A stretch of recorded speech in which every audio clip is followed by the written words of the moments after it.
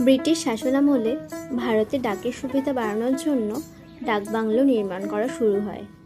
ডাকবাংলোগুলো ছিল সরকারি কর্মকর্তাদের জন্য বিশ্রামাগার এবং থাকার জায়গা। এই ডাকবাংলোগুলিতে নিযুক্ত খানসামারা অর্থাৎ রাঁধুনিরা সাহেবদের জন্য দেশি উপকরণ দিয়ে দ্রুত ও সুস্বাদু খাবার তৈরি করত। এই রান্নার অন্যতম বৈশিষ্ট্য হলো এতে দেশি মুরগি বা ছাগলের মাংস ব্যবহার করা হতো।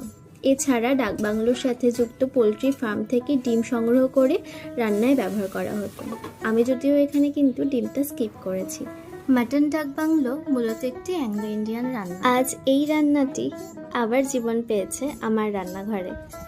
কড়াইয়ে মশলা কষার ঝিরিঝিরি শব্দ, মশলার গন্ধ আর হাতে বানানো গরম গরম রুটি, সেই পুরনো দিনের গল্প আবার ডিনার টেবিলে এসে বসে। ডিনার টেবিলের হিরো এই মাটন ডাক। এখানে মাটনটা 80% কুক হয়ে গেছে।